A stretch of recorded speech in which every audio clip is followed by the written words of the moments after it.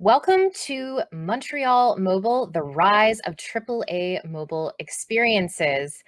I am joined today by two incredible humans to talk about AAA mobile experiences and how things are affecting game development in general, but more specifically in Montreal. So joining me today are Patrick Naud. Patrick has 20 years of video game industry experience, today as head of mobile for Square Enix Group and head of studio for Square Enix Montreal. He helms mobile development for Square Enix in Canada. Hooray! The US and Europe, overseeing product and business strategies. Under Patrick's leadership, Square Enix Montreal launched the highly successful and award-winning Go trilogy. Honestly, I love the Go trilogy. Lara Croft Go is legit. Lara Croft Go, Hitman Go, and Deus Ex Go, as well as Hitman Sniper.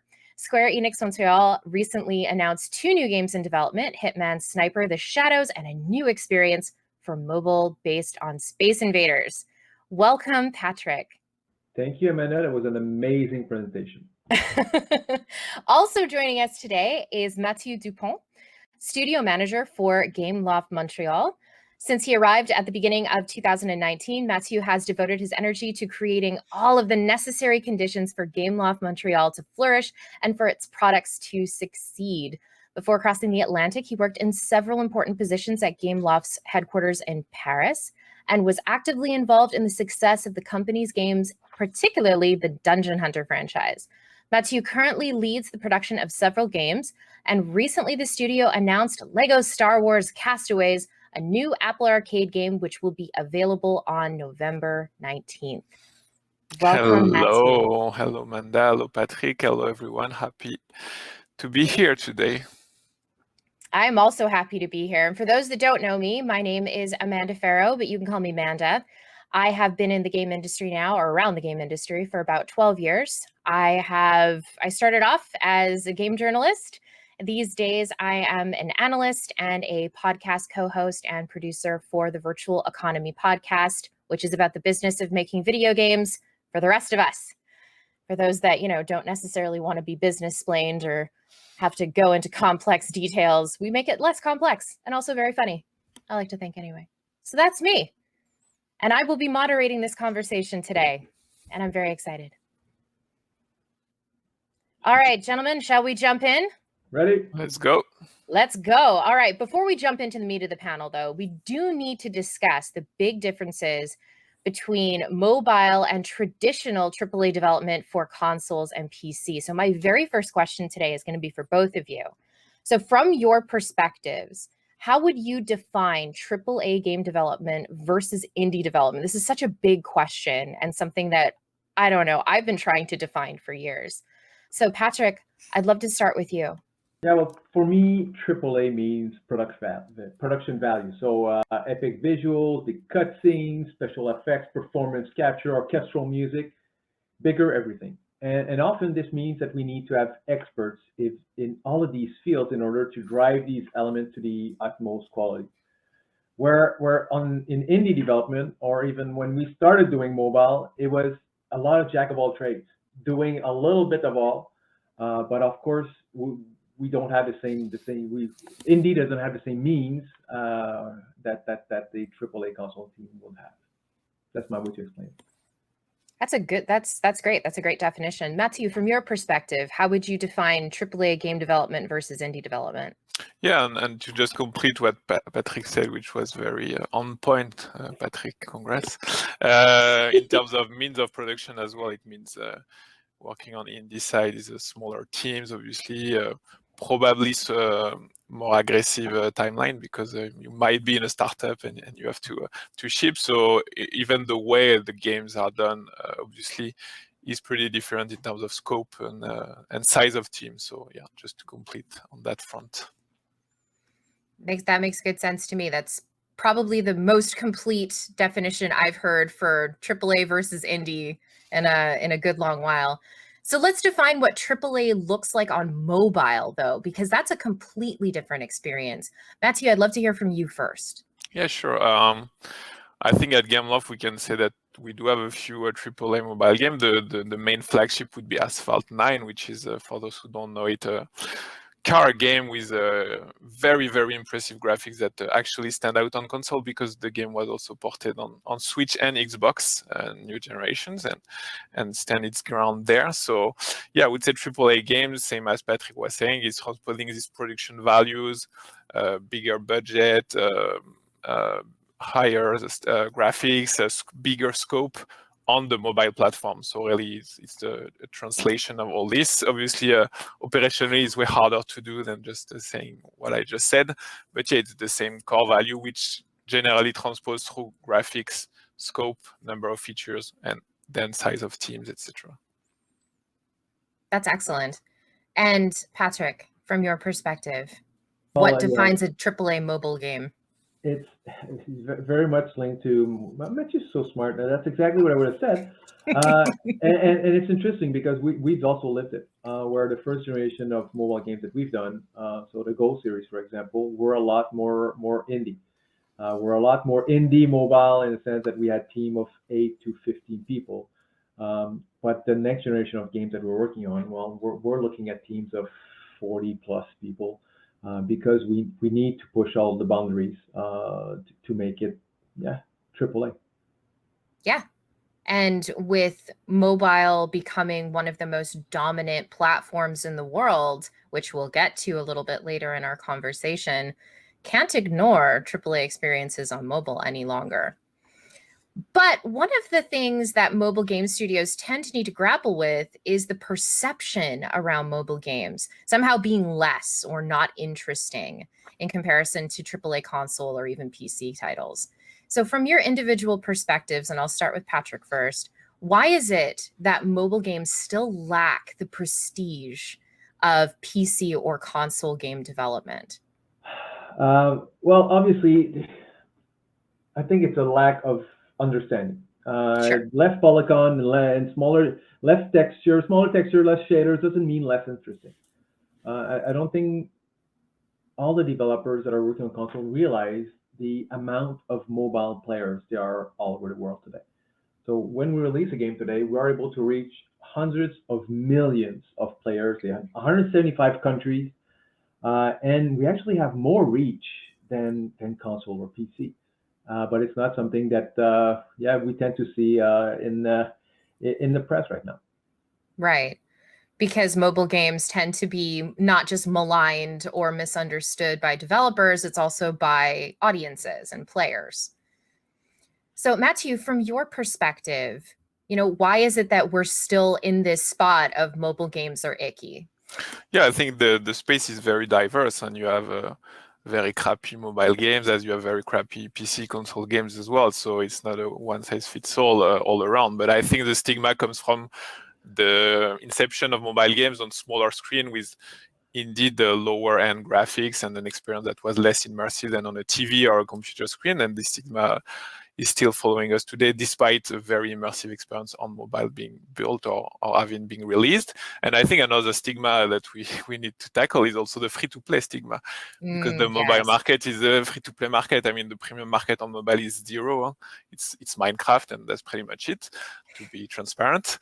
So obviously, all mobile games are free-to-play games, and we know the stigma that comes with free-to-play. And once again, you have very aggressive free-to-play tactics employed by some mobile games, but you're also very fortunate to have free-to-play to actually push your game to the most amount of players, and they have the opportunity to play it for free for years if they want to. So that's also a benefit of this economy. But there are pros and cons in everything.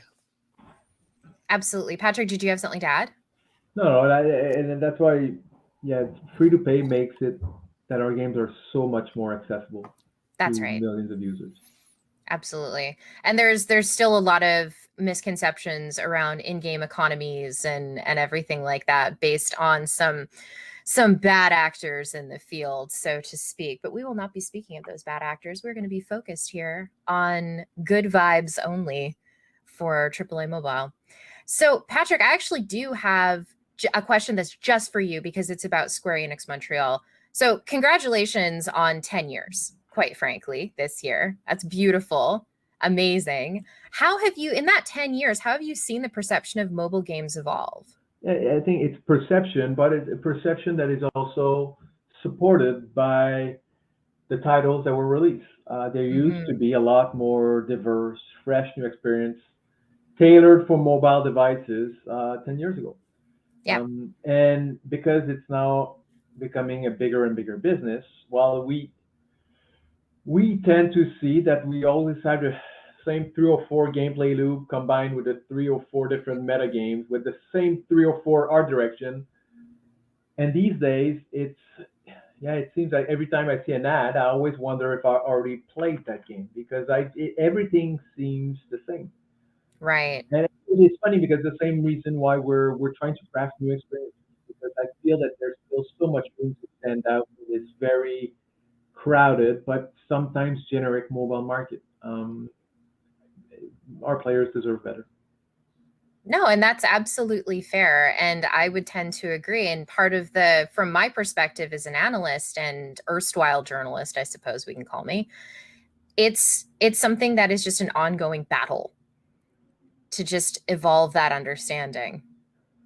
No, I agree. And it's, I'm an optimistic. I believe we can still stand out in this very crowded market by making great games. But obviously, it's becoming harder and harder to stand out on the mobile market. When you see that some games that were successful 10 years ago are still at the top of the charts today.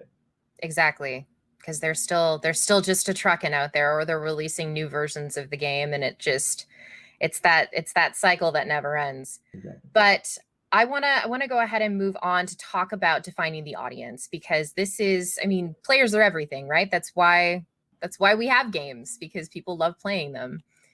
So core players, as we know, so those folks that play games that are considered hardcore, goodness gracious, I remember when that term was coined and I'm like, I'm sorry, what?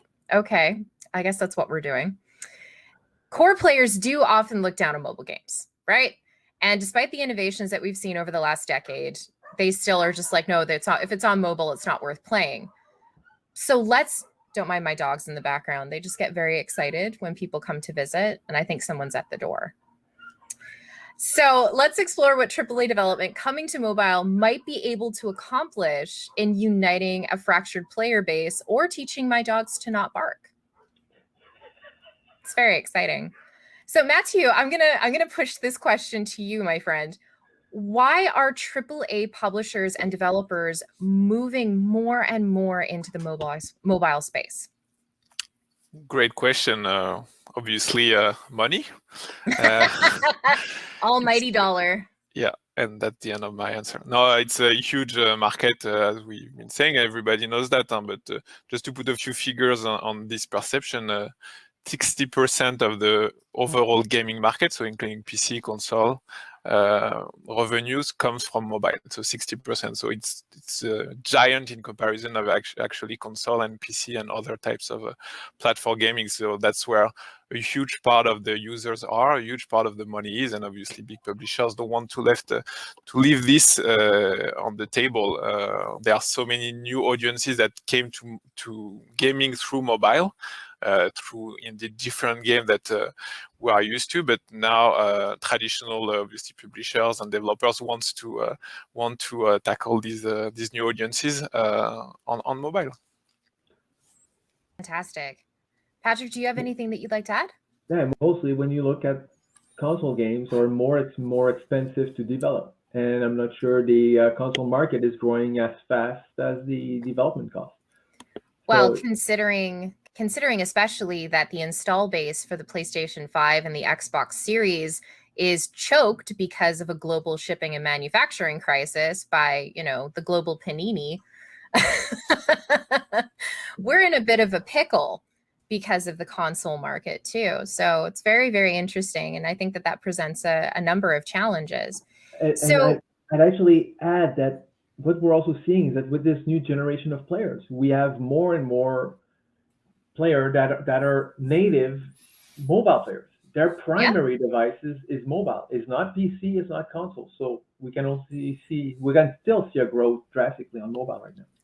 Absolutely. My children, for example, I have 4 kids and they are mostly mobile players for the most part. They all have computers, but they are mostly mobile players with each of their experiences. It's how they grew up, right? They grew up, you know, messing around with iPads and tablets and stuff. And so it's where they're most comfortable. So yeah, I like that. That's excellent insight. So one of the challenges, though, is trying to convert those casual players that are used to very specific, like you were saying, the same 4 game loops, right? The same meta games, the same kinds of experiences. How do we convert them to AAA experiences on mobile? Patrick, I'm going to start with you on this one. It's amazing because even if we look in the past, we did have at one point back in the days Facebook gaming. That was super casual, but it also got people interested in gaming. It got them accustomed to gaming. Gaming became part of their life, and they can evolve as players. And even today, when you look at casual games, I see casual games that are still the same basic gameplay, but they become almost AAA. Think about Bejeweled 10 years ago, and look at let's say Homescape today, right? So the production value, the visuals, even the explosions when you do a super connection is actually bigger. And what we see is that with year over year over year, our players are also, the bar raises. This is the minimum that they expect now. So they are always looking for more. And it helps driving also, even these casual games. It helps driving these casual games to become a lot more AAA. So I can only see the market continue to evolve in that sense. Right. As players become more sophisticated, they are introduced to more sophisticated concepts. I mean, we've seen the same kinds of things on television, right? Look at where we started with TV and where we are now with shows like Game of Thrones and Foundation and stuff like that. That's kind of the analog that I have in my own mind when I think about mobile development. And I think Patrick makes a good point about what's a AAA experience on mobile. It's not necessarily a shooter, it's not necessarily a battle royale or a hardcore, as we said, the game. I mean, as you said, Homescapes, Gardenscape, these games for players, which are match 3 games, so very simple in their core mechanic, are actually building AAA experience in terms of graphics, in terms of user feedback, but also in terms of scope and feature. You have clans in these games, you have competition, you have events. I think there was an interview about one of the guys from Playrix very recently that said there are 300 people working on Gardenscape in Russia and the other countries. 300 people working on a match 3, but the game is like 5 years old. Is making probably I don't know, $2 million a day, so they can afford it, and they have to have this scope to actually support the live version of the game and have enough event and content to keep their players. That's incredible. Holy moly. 300 people. Yeah. You wouldn't think that when you see the game at first, but once you get in, you understand that there is a lot of stuff in it. It's deeply complex. I mean, I have played it because, you know, I love mobile games. I've always loved mobile games. So that's great to bring to our attention, though. Thank you, Matthieu. Do you so I have a question for you. What are some of the most interesting development opportunities in bringing these AAA experiences to mobile platforms from your experience, Matthieu? Yeah, just circling back on what we said, but it's a huge audience. There is little to no barrier of entry, at least in the mobile space, because everybody has a phone that can nowadays run pretty much every game that could come on mobile. And as we said, like 99% of these experiences are free to play. So actually there is no barrier and everybody can download your game and play it.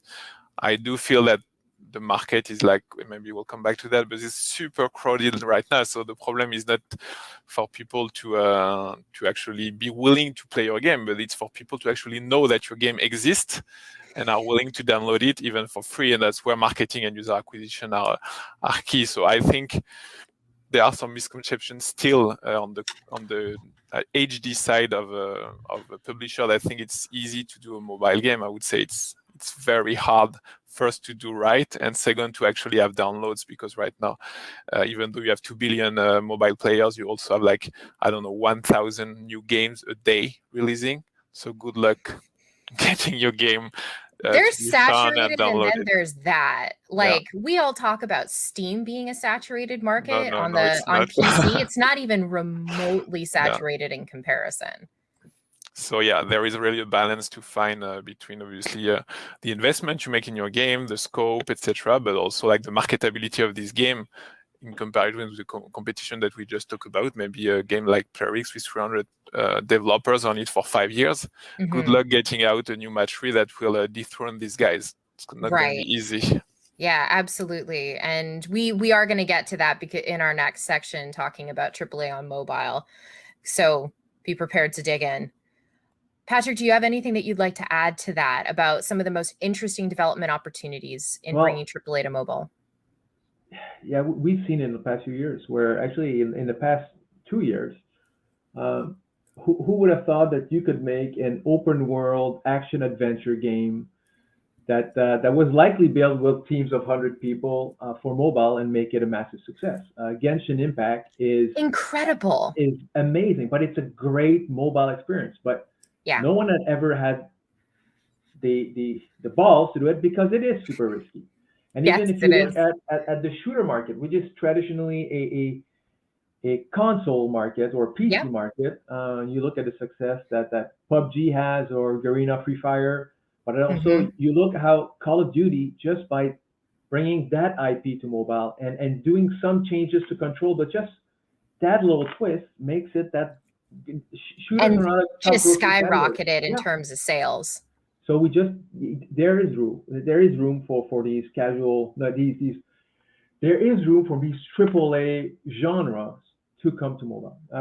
And yeah, we've talked about it, but we looked at how we could bring MOBA, and I know that Gameloft has also seen, but how can we bring the MOBA experience to mobile? How can we make it more accessible? How can we bring this to this audience that is craving for more core gameplay? So absolutely, there's a lot of opportunities there.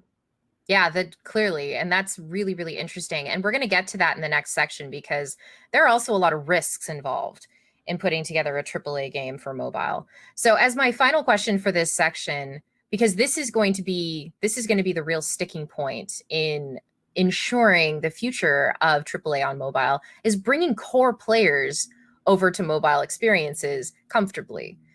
So Patrick, from your perspective, how can developers reach those core players and snag them for mobile?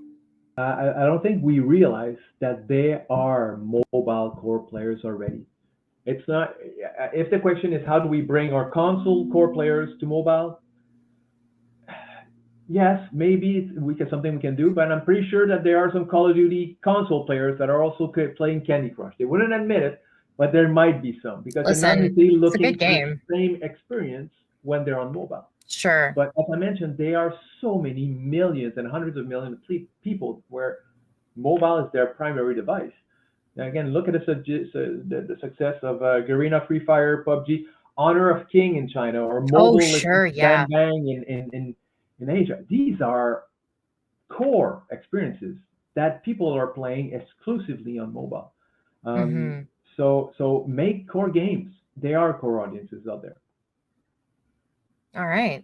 Matthieu, do you have anything that you'd like to add? No, I think the core gamers are there, and lots of them are playing PC console, and they're also playing on mobile. And even if there is this stigma, I think the audience is here, and the new generation, as you said, Manda is already very mobile native, so the core players are there. The challenge is for them to notice you, basically. It's not to bring them to mobile, it's to bring them on your store page and have them hit the download button, which is where marketing comes in and everything. But yeah, I think the audience is there.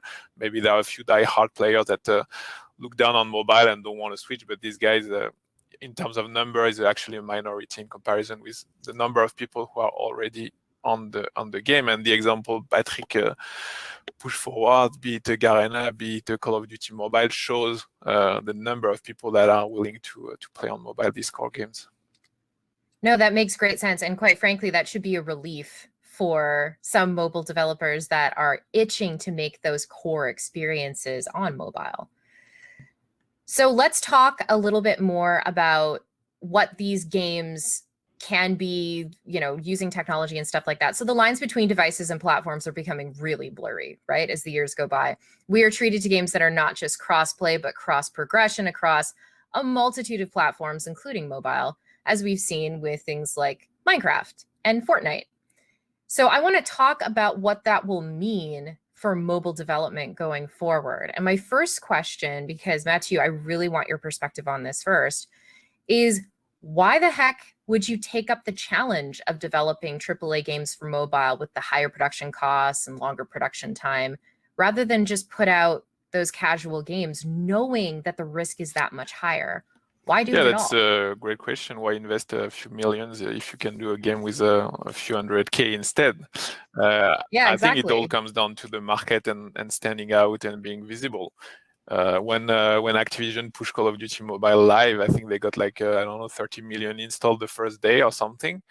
First, obviously, because it's a big brand, and don't get me wrong, but they did actually release earlier mobile game with the Call of Duty brand, and they didn't work. What worked there, obviously, they had the brand, but they had also the production values, the huge scope, the number of modes, the real-time multiplayer, all the core values of this franchise, and they got noticed, and the players stick with them. So if you build a well-made, very nicely done AAA game, and that if you have an IP, it's even better, but you will get noticed, and then, I mean, the hard part starts with the live ops and retaining your player and everything, but doing a casual game, I think, is even harder in a way, because the competition is even bigger. Going with the AAA way, it's obviously a bigger investment. It requires know-how that not everybody has, but thankfully we do, and I think Square as well. But at least we're going to be against less competition, lesser number of games that has these production values, and you can stand out on your own a bit easier. So does that kind of answer the question of trying to get folks to click on your store page? Is that when you have the AAA experience, you can, that's your differentiating factor, your USP. It's one of those. I mean, I don't think it's enough by itself, but it can help you leverage your game and your marketing and everything. Obviously, people will notice when they see a big ass game. Yeah, no, that's great. And Patrick, do you have anything you'd like to add to that? No, Matthieu mentioned it, but that's a good point, where we also have our own DNA, our studio's DNA, our developers. Of course. Don't try to do something you're not good at. You can learn it, but if your DNA is to make these amazing core AAA experiences, just make this work. There are other people that can't do it, so utilize what you have. I love that. So this is about technology, because we are seeing more and more with, technology just marching forward. So Patrick, how does more powerful smartphone technology and things like, so how does more powerful smartphone technology impact the games that your studios are developing? I've got an iPhone 12 sitting right here, which is ridiculously powerful. How does that impact development? This is always the internal struggles we have, because we want to make the most AAA game out there, but we also want to make it accessible to as many users as possible. And as we have players all around the world, they don't all have access to the latest device. So how can we support as many type of devices as possible is our key focus. So it'll look amazing on the iPhone 12, but it also needs to run on the 8. Yeah. No, that makes sense. And so how does that impact the decision making around development for you to ensure that you're producing games that are still accessible on like 4 or 5 generations back? There's obviously there's a lot of struggles, because we all strive as making the most beautiful, amazing game possible. So there's just say that there's a lot of decisions that we need to take during development to restrain our lovely artists, or give them some boundaries. Give them a nice box to live in. Yeah, or we manage level of details, or we're sure that we have different level of details for different platforms, so it'll vary. Great. But we want to make sure that we bring the game to the biggest number of potential users. I love that. Matthew, from your perspective, how is more powerful smartphone technology impacting the games that Gameloft is developing? Yeah, we love more powerful smartphone, and our teams actually love them as well. But as Pat said, it's always a balance to actually be able to be available on as many devices as possible, while still pushing this AAA envelope that is our core DNA and having games that graphically stand out. So we just announced Lego Star Wars Castaway on Apple Arcade from Gameloft Montreal, and I think we're pushing the envelope graphically on this game. But obviously, we also had to support a wide array of devices, Apple devices in that case, but that goes down to iPhone 8 or 7. So we also have to be clever and use different profiling to actually be relevant on all these devices, which is not easy on PC console side. You need obviously to support an array of PC, but on console side, maybe 1 or 2 generations. But here it's like thousands of devices that you have to work with, at least on Android side. Yes. So it's also something to keep in mind from day one of your development. You don't want to be stuck with PBR and like super high poly models at the end of your production, because you're like, okay, it runs great on iPhone 12, but iPhone 12 is like 5% of the market. So yeah, exactly. What are you gonna do here? Yeah. Yeah, that's a great thing to think about too, and it's daunting. I used to work on the mobile side of things as a designer. You know, I built apps, and my goodness, the amount of times where I have had to go back to the drawing board because of Android is just, those have been some long hours. So let's talk a little bit about cloud gaming, because I think that cloud gaming is a really interesting opportunity, especially for mobile. So how is the evolution of cloud gaming? So we're talking about, you know, like Xbox cloud gaming and GeForce Now and PlayStation Now and all that stuff. You know, like how is that impacting your projects on mobile, if at all? Yeah, well, I'll answer this one, but short term, we have no impact. As our first, well, our generation that our generation of game we're currently developing, it's almost done. So cloud is not yet a factor for us, but obviously going forward, it's going to be something that we need to look at, especially so that it'll bring more players looking for AAA experiences on mobile, and that can only be good for us. Yeah, that's great. Matthieu, do you have anything you'd like to add to that? No, same here. I mean, we are banking on the hardware capabilities right now, but yeah, in the future, probably cross-platform experience through cloud would be interesting. I do think you need to build these from the ground up and not just be like, oh yeah, you can play Halo on your mobile phone, Halo Infinite or whatever through Xbox Cloud. But if the initial experience is not thought out for mobile, I don't think it works that well at the end of the day, because even though, I mean, you have got pretty graphics on your phone, I mean, you don't have the controls, you don't have the session lengths that you're used to on mobile. So, I mean, it needs to be something like Genshin. Fortnite did do some adaptation when they were on mobile, and it needs to be thought out, and it's not just like a straight port won't necessarily work that absolutely. well. And you know, that's a great addendum too, is that when Fortnite was on mobile, they did have to go back and make some significant changes to their control structure, right? Because at the beginning it just wasn't a playable experience. I remember that, because I remember playing it on my phone and thinking, I don't remember being this bad of a gamer. So one of the final questions that I have in this section is looking at the impact of emerging markets. And we've talked about that. We've talked about how important mobile is to a number of regions in the world and emerging marketplaces. So what kind of impact do you believe that this is going to have on the rise and popularity of AAA mobile games? And Matthieu, I'd love to start with you.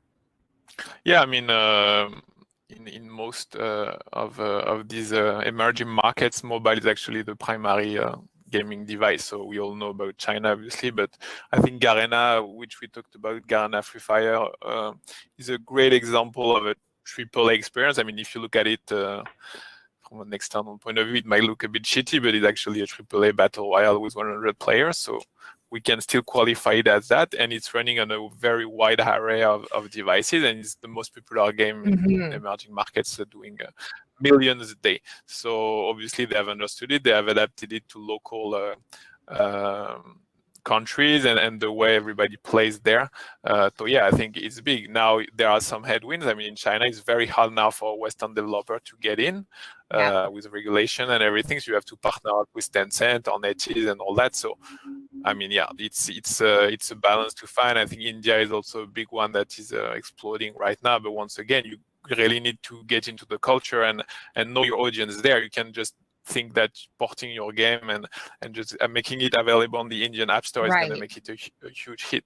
So yeah, it's also a lot of time and resources to actually understand and adapt. I think those are all excellent points. And Patrick, I'd love to hear from you on this one, because I know you have a number of thoughts about emerging markets. And it's super interesting because, especially for us at Square Enix, we have amazing IPs that people know about, but they were never able to play these experiences on PC on console. If you look at Tomb Raider, for example, it is an IP that is known globally. Of course. And we know that by making a mobile product, we make it accessible to millions and hundreds of millions of players that want to be fan of that IP but could never played it. They might have seen movie, they've heard about it. So it's actually even better for us because we're bringing our IPs and growing our IPs at an international rate. Yeah, I think that's fantastic. And I mean, that's also a really good point, is that if we look at even, I hesitate to talk about Activision Blizzard considering everything going on there. But if we look at Diablo Immortal, these are folks that have potentially never picked up a Diablo game in their lives, and they are finally going to be able to have some kind of Diablo experience. And that was the lens through which I viewed that particular announcement at BlizzCon a number of years ago. Man, isn't it great that more people are going to have access to a greater range of intellectual properties and game series that they've just never seen before? Like, how cool is that? That's just the coolest thing. I love that. So let's look at the future. Let's look in our crystal balls and look towards the future. So the future of mobile gaming, as we all know, is bright, especially with emerging markets utilizing mobile devices as their primary gaming platforms. But let's talk about Montreal. Before we go global, let's talk local. So, Patrick, from your perspective, what are your thoughts on Montreal becoming a hub of AAA mobile game development, much as it is for AAA PC and console games? Well, obviously, we have education to do. Because our local developers, they see the business as console and then mobile. So we have our challenges because Montreal is an outlier. There's no other cities in the world, I think, that have produced that number of very impactful AAA console games. Yeah, absolutely. If you look at all the IPs that were built out of Montreal or thrive through they're being developed in Montreal. I mean, we have a weird balance. But I think it's up to us. To craft the games that will change people's minds. When we released Hitman Go 7 years ago, people looked at it and said, "Oh wow, this is clever. This is what you could do with mobile." Heck yeah. So it's in our hands. It's in our hands to keep crafting great games, and it'll help just change the minds of everyone that is developing on console today.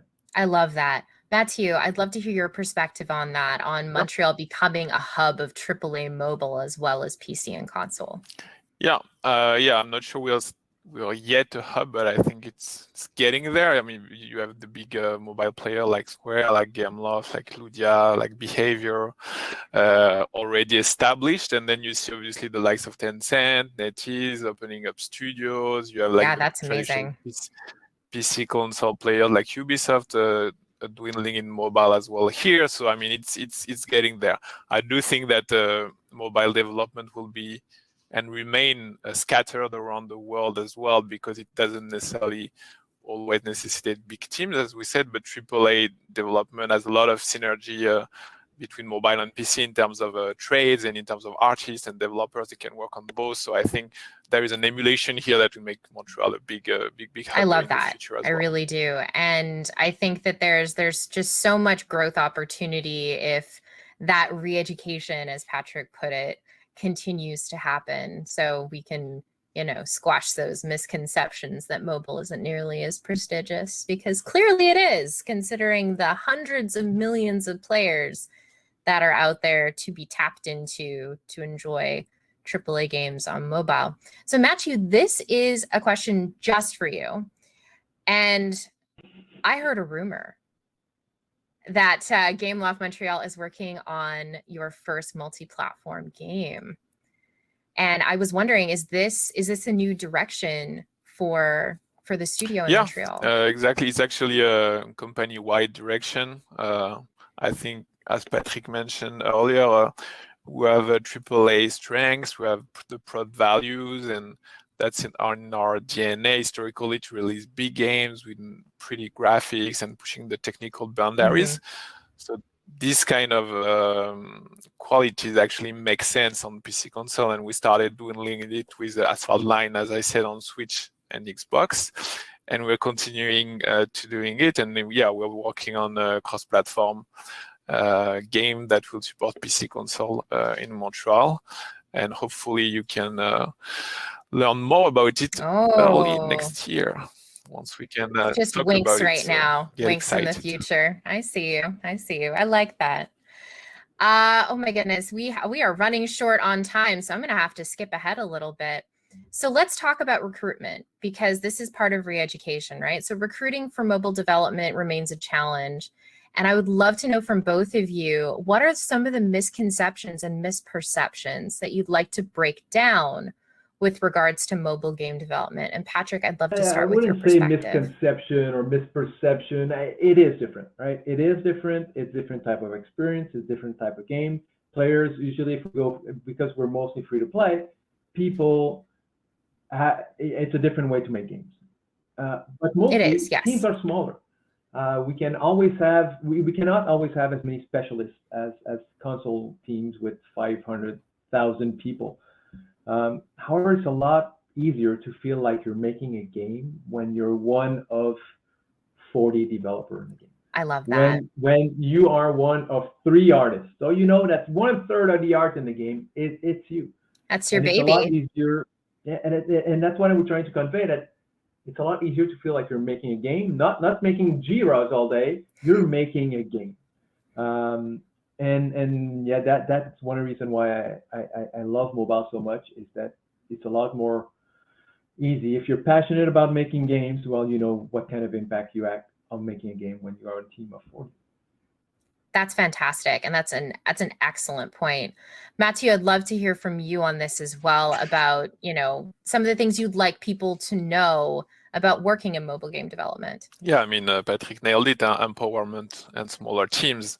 At the end of the day, this is not like the game you're making is not driven by 2 or 3 creative people out of 500. It's really a team effort where you need very various skill sets that are very complementary, be it obviously on art, the technical side, but also on the producer side, product side for the monetization, and all data side, etc. So you have very complementary skill set, which are not possible to have in one person. So everybody counts there, and you're gonna have a big impact on the game because the scope is generally smaller and the team is generally smaller.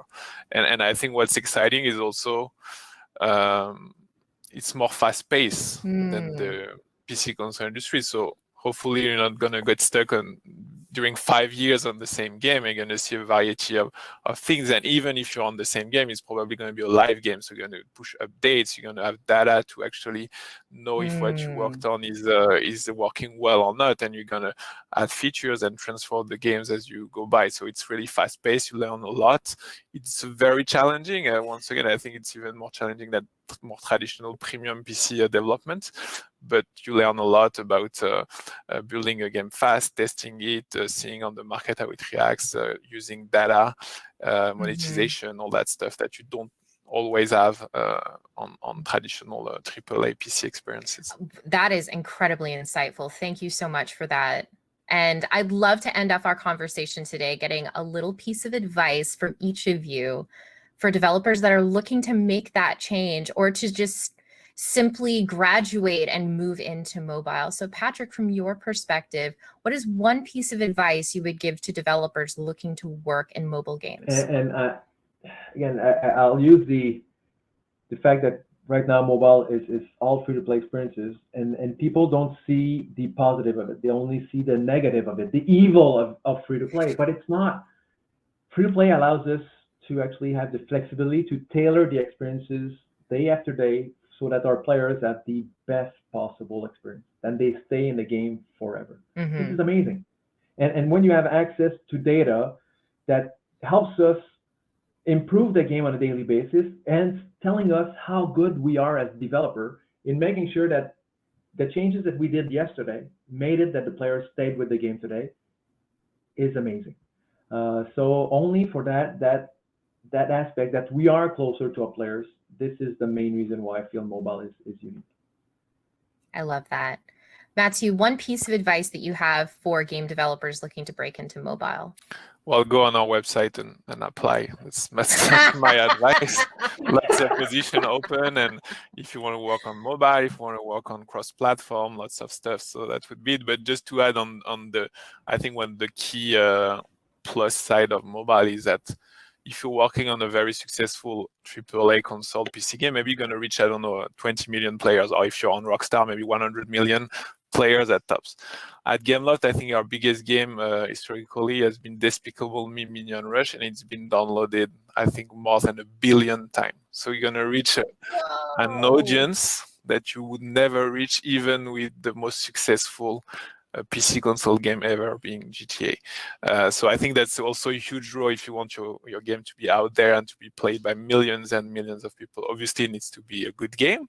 It needs to be marketed properly, but till you still have this audience that is so massive that your game can really be impactful and enjoyed by millions and millions of people, which is a very cool thing to see in the subway or somewhere else when you see people playing your game. Yeah, I can imagine that sitting in the subway and seeing people play your game, that's got to be just the biggest compliment. Yeah. I love that. So thank you both very much. This has been such an illuminating conversation talking about AAA and mobile development. You can find me on Twitter. I'm at Amanda Farrow. Where can we find the two of you online in case we want to bother you with questions? Well, you can find me on LinkedIn, Matthieu Dupont, Matthieu with 2 T's. Don't get it wrong, and you can connect through there, and yeah, for positions and application, go through our website or through our LinkedIn page as well. We will be happy to talk to you. Awesome. Patrick, where can folks find you? Yeah, I'm one of those guys that's also, I'm at a point in my career where LinkedIn is my main social network. But obviously, SquareEnixMontreal.com is the best place to find more information about us, about the studio, about the 30 current open positions we have right now. Ooh, that's amazing. Congratulations to both of you. Congratulations on 10 years. And Matthieu, I really look forward to hearing more about the multi-platform game that Gameloft is working on. Yeah, heck, that's going to be a lot of fun. So thank you all for joining us today, and I hope you enjoy the rest of your conference. Thank you, Amanda. Thanks, Amanda. Thanks, Peter. Bye.